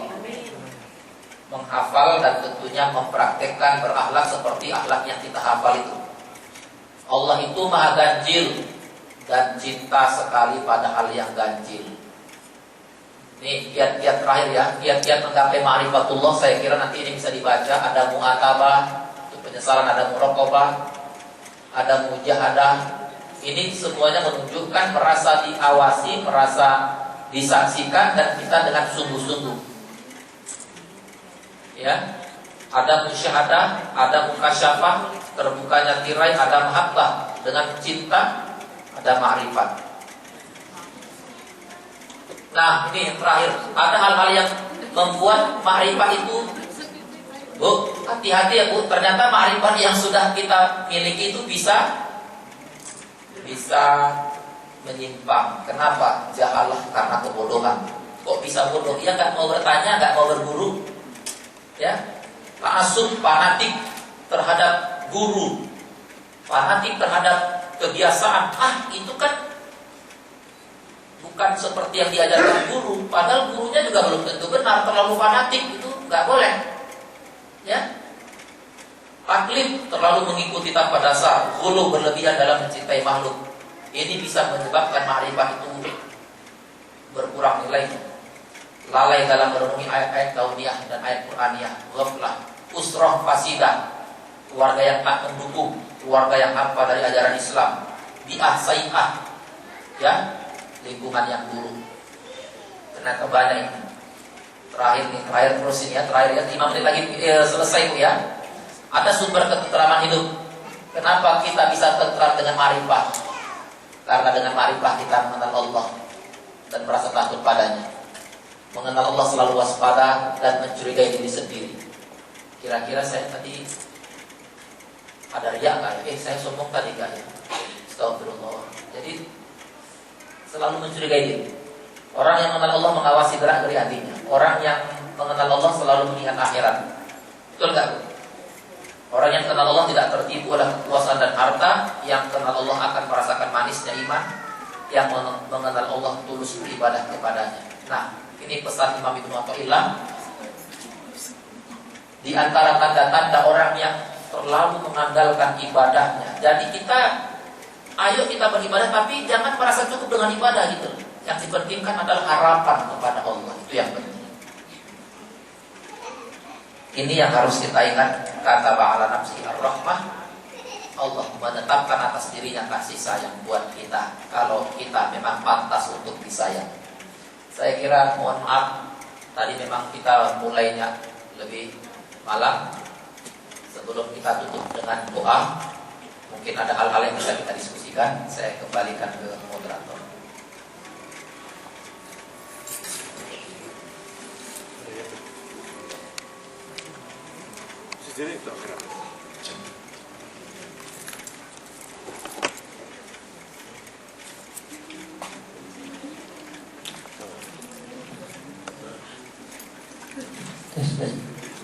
Assalamualaikum warahmatullahi wabarakatuh. Waalaikumsalam.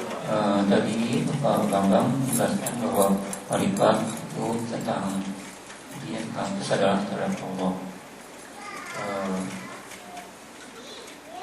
Pengalaman pribadi saya tentang mengenal itu untuk belajar studi itu sulit, Pak. Tapi kemudian salah satu hal saya membantu orang, kemudian dengan bagaimana akhirnya saya bisa belajar tentang sufi lebih cepat. Sebelumnya sangat susah sekali walaupun background saya itu matematik dan komputer saya selalu menggunakan akal. Nah, kemudian saya berpikir gimana mengajarkan sufi dengan cara yang mudah, itu tanpa background apa-apa, tanpa harus pendidikan tinggi atau rendah. Nah, di sini diantaranya ada dijelaskan tadi tentang kesadaran. Ada 7 level kesadaran. Satu, level insting atau binatang, di mana kita butuh makan, minum, seks segala macam. Level kedua itu magis atau animisme. Jadi seperti di Quran pasal sudah kasih jelaskan dari tentang makan atau seks segala macam. Level kedua magis animisme, Quran dia menyatakan bahwa benda-benda atau makhluk itu berpasti dengan caranya sendiri. Jadi semua intinya animisme itu bahwa semua makhluk itu ada spirit seperti itu. Kemudian level 3 kesadaran agama. Nah, agama pertama diajarkan oleh orang tua, di mana kita melakukan suatu ritual dengan penjelasan duit don't ask, jangan bertanya, lakukan saja seperti itu. Dan itu cocok kalau buat anak yang memang dia belum mampu untuk berpikir, jadi lakukan. Itu normal orang mengalami. Kemudian level keempat itu naik ke level kesadaran rasionalisme. Nah, mulai di sini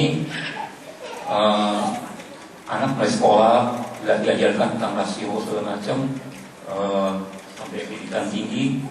Nah, kemudian di situ juga kita diajarin tentang pluralisme seperti Quran dibilang. Soal kembali ke rasionalisme di Quran juga dijelaskan bahwa akal itu penting, karena dengan hanya orang yang menggunakan akalnya akan memahami Quran. Kemudian kita tidak mungkin kalau orang Quran menyatakan bahwa kita tidak orang yang meninggalkan sholat itu sama dengan tidak menggunakan akalnya. Di Quran menyatakan seperti itu. Jadi rasionalisme diterangkan juga di Quran. Nah, kemudian pluralisme itu sudah jelas di Quran tentang bahwa manusia diciptakan bermacam-macam dari ras, dari kulit yang berbeda. Itu juga diajarkan di sekolah. Ya, saya mau menjelaskan di sekolah bahwa belajar sufi dengan dari kehidupan, bukan dari yang jalur formal sama ya. Kemudian tentang integralisme ini yang paling sulit dipahami, yang paling susah itu integralisme. Dan Quran yang menyatakan tentang integralisme itu disebutkan dalam bunyi Quran, sesungguhnya manusia itu satu umat. Ya, contoh nyata dari integralisme ini adalah masalah politik, Pak. Contohnya seperti Muhammad, karena pertama kali Muhammad didirikan negara Madinah itu bukan syariat Islam dasarnya. Kenapa? Saat buktinya di Piala Madinah disebutkan bahwa ada sekaliannya adalah sesungguhnya manusia itu satu umat. Walaupun macam-macam latar belakangnya, artinya seperti level sebelumnya level pluralisme. Cuma sekarang mungkin yang jadi masalah seperti partai politik seperti di Indonesia, partai politik beragama masih ada, padahal itu kalau dilihat level kesadaran itu level 3. Level 3 itu sadar itu level agama sebenarnya. Kalau integralisme level 6. Jadi ada semacam kesalahpahaman apa yang dilakukan Nabi dengan yang kenyataannya di banyak umat manusia. Nah, yang level terakhir itu yang disebut level sufi dan transpersonal atau spiritualisme. Nah, maksud saya kita karena sufi itu susah, bagaimana tangan Bapak supaya belajar sufi itu mudah dan bisa dipahami semua orang ya. Intinya seperti itu. Terima kasih Pak. Gimana tangan Bapak?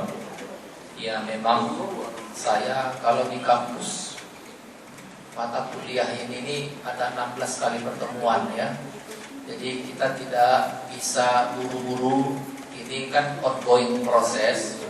Pada akhirnya tasawuf itu mengajarkan akhlak sebenarnya. Inti daripada tasawuf itu apapun ceritanya itu adalah akhlak.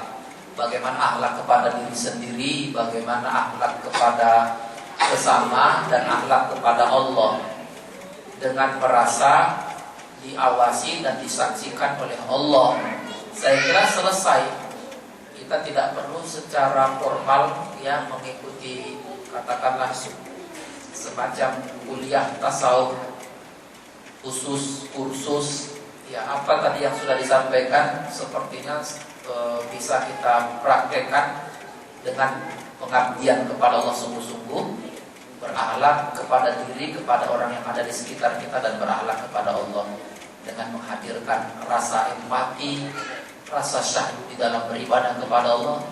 Saya rasa itu yang paling penting. Jadi puncak daripada tasawuf itu adalah takhallaqu bi akhlaqillah. Itu saja dulu, berakhlak berakhlak seperti akhlaknya Allah. Tapi kalau mau mengharapkan diskusi yang lebih panjang, mungkin nanti bisa di luar forum ini. Nah, memang saya kira apa yang Bapak sampaikan itu justru jadi tambahan materi juga pada kita pada malam hari ini. Dan lanjutkan, Bapak sekarang sedang ongoing proses. Jihad Bapak ini untuk memahami tasawuf itu kalaupun salah dikasih 1 Pak, kalau benar dikasih 2. Jadi Allah insya Allah membimbing setiap orang yang mau berada mengikuti jalannya Allah. Saya kira begitu Pak. Mohon maaf kalau tidak bisa menjawab secara komprehensif. Kita dulu Pak, masih banyak Pak. Assalamualaikum warahmatullahi wabarakatuh. Tolong penjelasannya Ustaz, bagaimana persepsi pro dan kontra terhadap tasawuf di zaman sekarang ini. Iya. Baik, makasih. Bagus sekali pertanyaannya. Saya kira Bapak mau dirangkum atau sekaligus mungkin bersama ya Pak?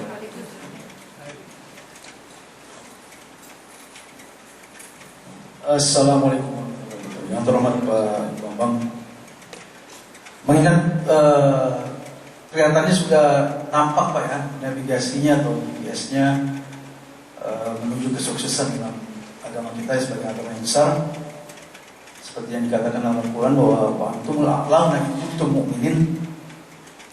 Yang pertanyaan itu Pak, kira-kira sudah sampaikah para akademis, menyentuh lapisan bawah, mengajarkan bahwa navigasi kita atau destination kita itu ke a'launa, seperti dikatakan Islam yang luar yu'la lain, bahwa Islam itu di atas daripada di atas yang lainnya. Nah, kira-kira pertanyaannya apa? Memang bangsa kita ini, saya setuju seperti Bapak katakan bahwa Nabi kita bangsa Melayu ini mungkin berangan-angan. Sepertinya Nabi Muhammad dulu juga berangan-angan bahwa Khusro dan Persia dan Romawi akan terbuka pintunya oleh Nabi Muhammad SAW, seperti dikatakan Rasulullah. Bangsa kita ini sekarang memang ada potensi, sebagaimana dia populasinya yang cukup lumayan dan juga resource ada. Nah, pertanyaan itu yang sebaliknya itu para ulama atau para akademis kontribusinya dalam menjelaskan bahwa there is destination, there is navigasi ada. Kita berjalan, kita telah habis membicarakan bahwa Tuhan kita itu ada Tuhan Ibu, Tuhan Bapa, atau anak Tuhan, atau anak tiri Tuhan, sudah habis. Tapi kita menuju kepada Tuhan ini saling berdesak-desakan dan saling sikut-menyikut dan saling cubit-mencubit. Nah, ini yang kira-kira formula Bapak ini tepat benar. Terima kasih Pak. Udah Pak. Silakan dulu Pak. Sejauh ini kontroversi yang terjadi antara orang yang menerima dan menolak tasawuf terjadi pada oknum-oknum yang belajar tasawuf, tapi dia menganggap syariat itu ternyata nomor sekian, dan ketika orang sudah sampai dekat dengan Allah tidak perlu bersyariat lagi. Ini oknum. Tidak ada ceritanya orang yang dekat sama Allah terus menggugurkan syariat. Ternyata ada orang-orang tertentu yang merasa misalnya dengan cukup mengingat, tidak perlu lagi sholat. Nah, ini yang salah. Saya kira kita tidak perlu mengeneralisir. Ada orang-orang seperti ini. Kemudian yang kedua, dia terlalu fanatik kepada gurunya, guru tarekatnya. Gara-gara terlalu fanatik, dia tidak membuka diri untuk belajar dengan yang lain. Kan begitu. Jadi sebenarnya kontroversi yang terjadi adalah ketika ada pelaku-pelaku yang belajar tasawuf ini melakukan penyimpangan-penyimpangan terhadap agama Islam. Tapi orang-orang yang mengerti tasawuf tidak akan mengeneralisir, itu kan oknum. Saya kira ini akan terus terjadi sepanjang dalam sejarah, karena cara berpikir yang berbeda, pengalaman keluarga, pengalaman lingkungan, keterbatasan guru dan bacaan akan membuat orang berbeda perspektif dalam melihat tasawuf. Ada orang selalu miring dengan tasawuf karena yang dilihat oknum-oknumnya. Saya kira kita harus fair melihat ini, dan seharusnya orang-orang yang menolak tasawuf ini, ayo kita berdiskusi sama-sama, karena tasawuf ini kan sebenarnya dalam bagaimana kita merespon terhadap diri, bagaimana sikap kita kepada Allah. Apa sih sebenarnya? Enggak sampailah pada level kita menggugurkan syariat. Kalau sudah menggugurkan syariat, saya kira ini kesalahan besar, dia sudah salah berguru, saya kira. Yang kedua, luar biasa tadi Pak Andi, memang saya merasa harus bisa menempatkan diri ketika saya berdiri di hadapan para mahasiswi di kampus itu. Saya sering menyampaikan seperti yang Pak Andi sampaikan, betapa tugas kita ini sebagai umat Islam ini besar sekali. Kita ini mau membangun peradaban sekarang ini. Peradaban dalam hal apapun, peradaban dalam ilmu, peradaban dalam ekonomi, peradaban dalam sains. Indonesia, mohon maaf, ya, masih jauh dari ketinggian peradaban. Secara sains, kita sesama negara Asia saja, Indonesia ini apa nih, jauh tertinggal. Sekarang ini Jepang hampir mengimbangi Amerika, menyusul lagi Cina, nanti ada lagi Korea dan India, maju semuanya. Kita nggak tahu nih Padahal Islam itu more than just a matter of ritual and theology. Ya, jadi Islam ini adalah sebuah peradaban. Sampai-sampai ayat-ayat awal yang diturunkan oleh Allah itu kan mengkritik praktek-praktek orang-orang yang asyik mengumpulkan harta secara sendiri-sendiri. Itu kan artinya agama adalah untuk sebagai engineering, social engineering, bagaimana merubah dalam bentuk peradaban yang lebih besar, bukan mengurus individu-individu.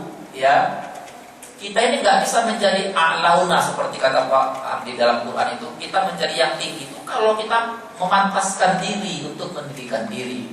Salah satunya dengan pendidikan, dengan jangan sampai kita tertinggal dalam urusan ekonomi juga, ya. Bagaimana Rasulullah mengatakan, alaikum bintijarah, kata Rasul. Kamu kalau mau bangkit harus menguasai bisnis, harus menguasai perdagangan. Mohon maaf Pak, 65% sumber daya minyak ini dikuasai umat Islam, terutama di negara-negara Timur Tengah. Tapi kalau yang kita harapkan ternyata tak terjadi, ternyata mohon maaf ada yang di sana memiliki kekayaan itu satu orang ada sampai 3.000 triliun uangnya. Mereka investasi ke negara-negara di luar gitu ya. Kadang ada yang beli klub sepak bola begitu. Jadi kekuatan sumber daya alam itu nggak didukung oleh semangat untuk membangun sebuah peradaban. Jadi peradaban itu bisa maju, bisa muncul kalau kita cukup memiliki pemimpin yang hebat lah, ya, pemimpin yang hebat, ya. Kata Rasulullah, "Qiwamud dunya bi arba'ati asya' bi ilmil ulama." Ulama-ulamanya juga hebat-hebat. Ulama-ulamanya berpikir peradaban, jangan berpikir urusan furu'iyah melulu. Orang sudah kemana-mana, kita masih berpikir bagaimana hukum tahlilan. Waduh, orang sudah kemana-mana. Inilah bi ilmil ulama ini yang penting. Ada bi adlil umara, ada bi ilmil ulama. Itulah ulama yang mementingkan peradaban, memikirkan bagaimana majunya umat, memikirkan pesan-pesan bagaimana agama ini sebenarnya memiliki visi-visi yang jelas untuk membangun sebuah peradaban. Saya kira ada kita sudah salah mencontoh mungkin. Kita tidak mencontoh dari 10 yang dijamin masuk surga itu 7 kan pebisnis tuh. Yang 3 bukan pebisnis. Seharusnya kita mencontoh yang banyak. Itu artinya ayo bangun peradaban, banyak membaca, jangan seperti sekarang ini. Al-Quran itu ayat pertamanya bicara soal baca, tapi yang mengamalkan baca orang Jepang, orang Yahudi. Kita ini malas baca, ya. Rata-rata penduduk Jepang itu setiap tahun membaca buku misalnya 360 buku. Dalam setahun itu mereka bisa baca 360 buku, ya. Berarti kalau setahun itu ada berapa hari? 25. Jadi hampir 1 hari mereka tamatkan 1 buku. Kalau orang Yahudi itu berdasarkan survei 317 buku. Indonesia berapa buku yang dibaca setahun? Paling-paling 1. Paling 1 buku. Ya, itu pun 30 halaman. Udah 30 halaman bacanya gotong royong pula lagi. Kamu halaman 1 sampai 5, saya 6. Itu makanya kita susah maju peradaban kita. Bagaimana pemerintahan kita sekarang, kalau kita dengar Abraham Samad itu katanya tiap tahun itu 7.000 miliar itu 7.000 triliun malah uang yang lari ke asing. Ini kita nggak bisa untuk aklaun. Kata Allah, kamu sudah dikasih potensi, dikasih peluang, ternyata kamu tak pantas untuk diangkat, salahmu sendiri karena kamu nggak cerdas melihat visi-misi dari agama ini. Saya kira antum aklauna itu kalau memang kita dianggap pantas dan kata Allah, ingatlah kata Allah, aku tidak akan merubah kalau kamu tidak mau merubahnya. Jadi itu sebenarnya in our hand, ya, di tangan kita. Apakah kita bisa mencapai sesuatu yang kita harapkan menjadi masyarakat yang tinggi?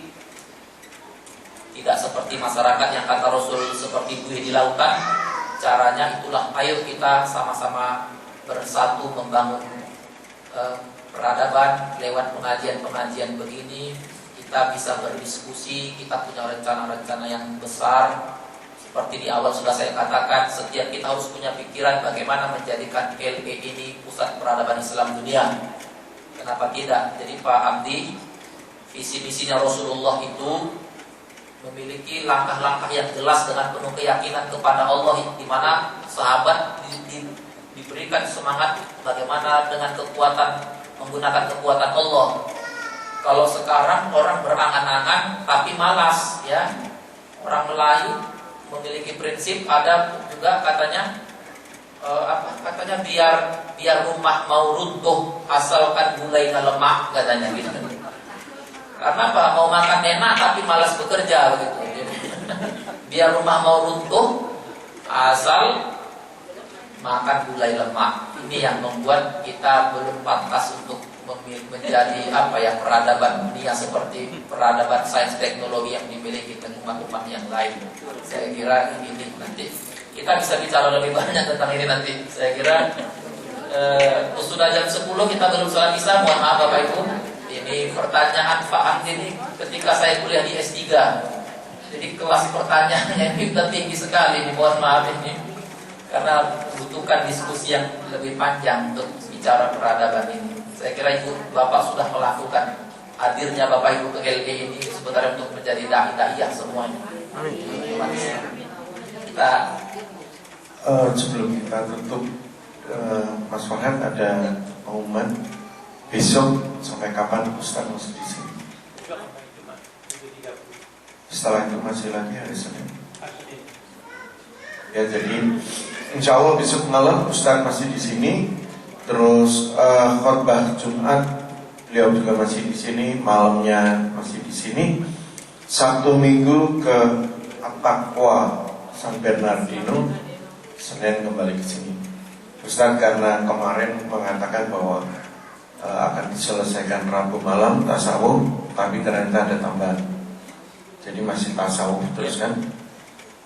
Mohon pertanyaannya nanti ditunda dulu. Dan kalau Jumat mendengarkan khutbah Jumat pasti beda. Kami mengundang kehadirannya. Dan seperti biasa ada yang sedekah makan siang. Ada permohonan doa dari 3 orang yang sedang sakit. Kemudian 1 orang yang malam ini saudara kita yang pulang ke Indonesia untuk naik haji. Mohon didoakan. Ya, baik Bapak Ibu, sebagai penutup mari sama-sama kita bermunajat, bermohon kepada Allah bahwa setiap permohonan, setiap munajat yang kita mintakan sangat tergantung dengan level keyakinan kita. Begitu kita yakin bermohon, Allah lebih yakin lagi untuk mengabulkan apapun yang kita minta. Illa hadiniyah walikulli niyatin salihah, terkhusus buat Ibu Wati Akbari, Ibu Eti, Bapak Akbari yang saat ini sedang sakit, kita mohon kepada Allah, bermohon kita kepada Allah agar penyakitnya diangkat dan kembali sehat walafiat dapat beraktivitas seperti biasanya. Inilah ini ya begitu juga yang akan berangkat ke Makkahul Mukarramah dari jemaah kita, Ibu Siti Nafisah, mudah-mudahan perjalanan hajinya dimudahkan Allah dan pulang sampai ke tanah air dan mendapatkan haji yang mabrur. Amin. Ila hadiniya wa likulli niyatin salihah. Al-Fatihah. A'udzubillahi minasyaitonir rajim. Bismillahirrahmanirrahim. Alhamdulillahirabbil alamin arrahmanir rahim maliki yaumiddin iyyaka na'budu wa iyyaka nasta'in. Ihdinas siratal mustaqim siratal ladzina an'amta 'alaihim ghairil maghdubi 'alaihim waladdallin. Amin. Ya Allah, ya Tuhan kami berada dalam genggaman Engkau ya Allah. Kami berada dalam takdir dan ketentuan Engkau ya Allah. Engkaulah yang memberi keberkahan pada setiap rezeki ya Allah. Engkaulah yang menyembuhkan hati dari setiap hati yang sakit. Engkaulah yang menerangkan hati dari hati yang gelap. Bimbing kami dengan hidayah dan petunjuk Engkau ya Allah. Jika tanpa bimbingan dan petunjuk-Mu, kami akan menjadi orang-orang yang sesat ya Allah. Ya Allah, ya Tuhan, kami ajarkan kepada kami bagaimana kami bisa mengenal Engkau dengan sungguh-sungguh, bagaimana kami bisa mencintai Engkau dengan sungguh-sungguh ya Allah, sebagaimana orang-orang saleh terdahulu mencintai Engkau dengan penuh sungguh-sungguh. Ya Allah, kami menyadari dengan sungguh-sungguh keagungan dan kekuasaan Engkau ya Allah. Engkaulah Tuhan yang menyelamatkan Nabi Musa dari kejaran Fir'aun. Engkau yang menyembuhkan Nabi Ayub dari penyakit yang luar biasa parahnya. Engkau menyelamatkan Nabi Yunus dari perut ikan. Engkau menyelamatkan Nabi Nuh dari banjir bandang yang begitu dahsyat. Engkau yang menyelamatkan Rasulullah dari cobaan pembunuhan yang dilakukan orang-orang kafir. Engkau juga tentunya Allah yang menghadirkan kami kemari, ya Allah. Engkau yang mendesain, yang merencanakan perjalanan hidup kami, ya Allah. Tempatkan kami di tempat yang terbaik, ya Allah. Berkumpullah kami bersama orang-orang yang terbaik, ya Allah. Beribadahlah kami dengan ibadah yang paling kau sukai, ya Allah. Rabbana atina fid dunya hasanah wa fil akhirati hasanah wa qina adzabannar. Walhamdulillahi rabbil alamin. Billahi taufiq wal hidayah. Wassalamualaikum warahmatullahi wabarakatuh.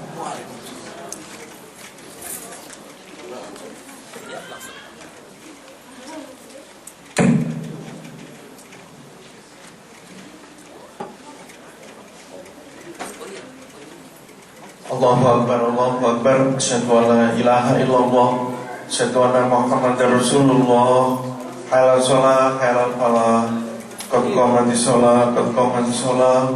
Allahu Akbar, Allahu Akbar. La ilaha illallah.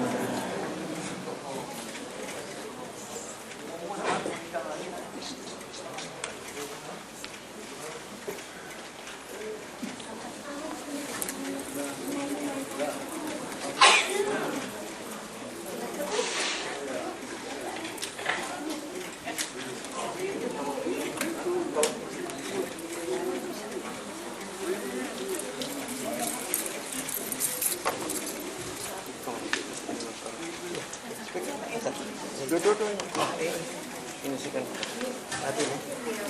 Udah mati. Sawu sufufakum fa inna taswiyata sufu min tamami sholat. Rapat dan diluruskan saf. Mohon alat komunikasi dapat disilangkan agar tidak mengganggu kehusukan ibadah. Sholatu jami'ah sholatu rahimakumullah. Sholatu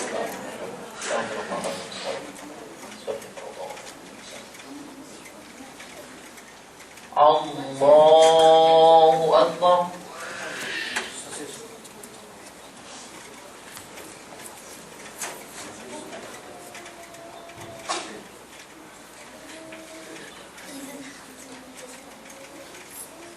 Bismillahirrahmanirrahim. Alhamdulillahi Rabbil Alamin. Ar-Rahmanir Rahim. Maliki Yaumiddin. Iyyaka na'budu wa iyyaka nasta'in. Ihdinas siratal mustaqim. Siratal ladzina an'amta 'alaihim ghairil maghdubi 'alaihim waladdallin.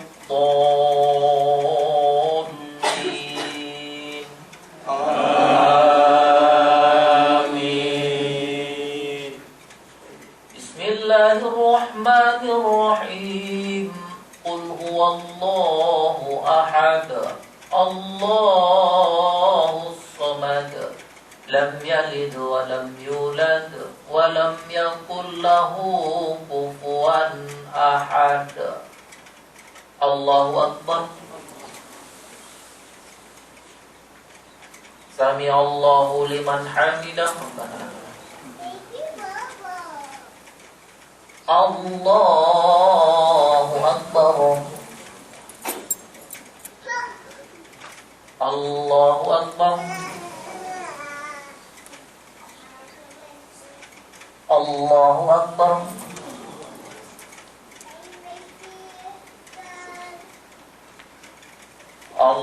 Allahu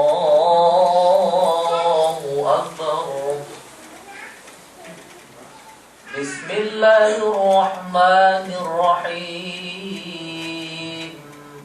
Alhamdulillahi Rabbil Alamin. الرحمن الرحيم مالك يوم الدين إياك نعبد وإياك نستعين اهدنا الصراط المستقيم صراط الذين أنعمت عليهم غير المغضوب عليهم ولا الضالين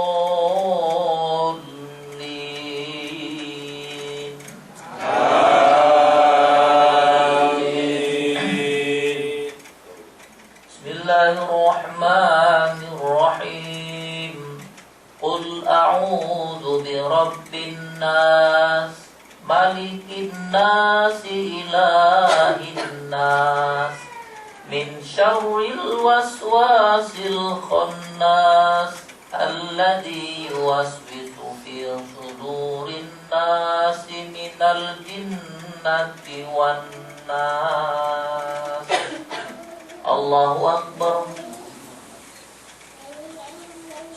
سمع الله لمن حمده ربنا الله أكبر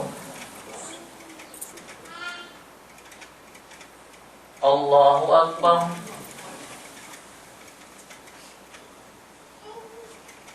الله أكبر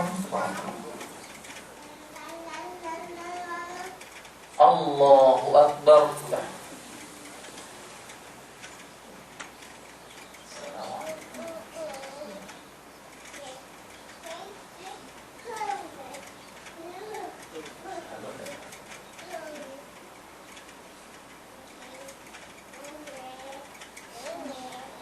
الله أكبر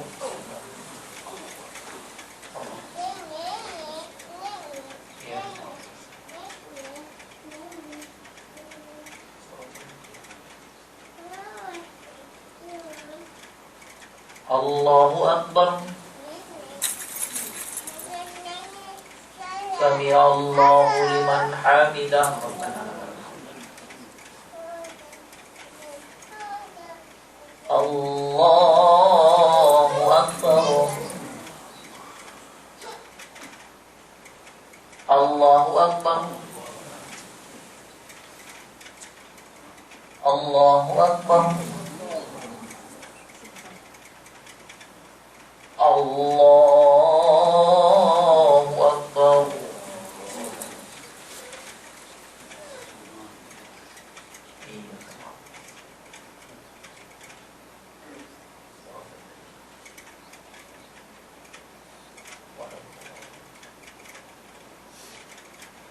الله أكبر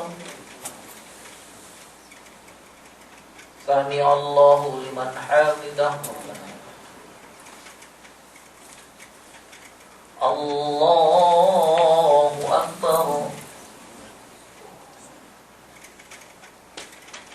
الله أكبر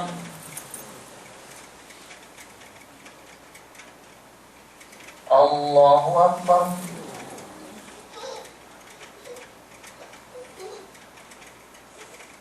الله أكبر تحية السلام عليكم السلام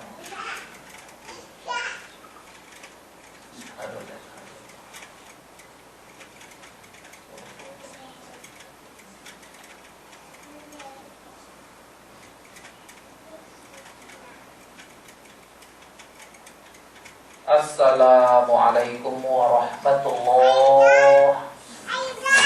Assalamualaikum warahmatullahi. Astagfirullahaladzim alladzi la ilaha illa huwal hayyul qayyum wa atubu ilaihi. Al-Fatihah. A'udzu billahi minasyaitonir rajim. Bismillahirrahmanirrahim. Alhamdulillahirabbil alamin arrahmanir rahim maliki yaumiddin. Iyyaka na'budu wa iyyaka nasta'in. Ihdinas siratal mustaqim. Siratal ladzina an'amta 'alaihim ghairil maghdubi 'alaihim waladdallin. Amin. A'udzu billahi minasyaitonir rajim. Bismillahirrahmanirrahim. Alhamdulillahirabbil alamin wassalatu wassalamu ala asyrafil anbiya'i wal mursalin wa ala alihi wa ashabihi ajma'in.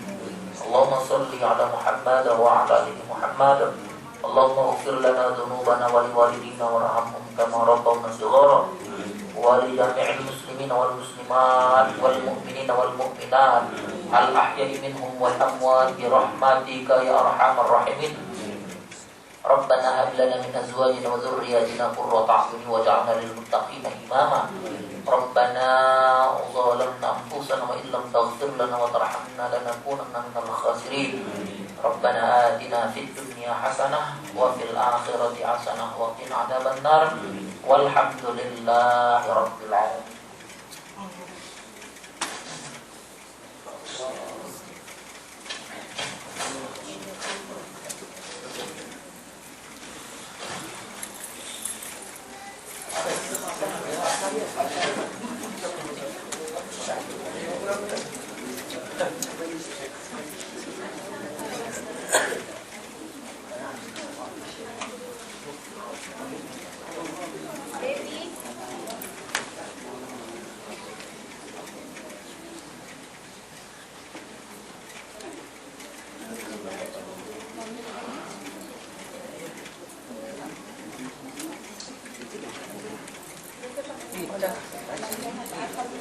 Ini kamera dari.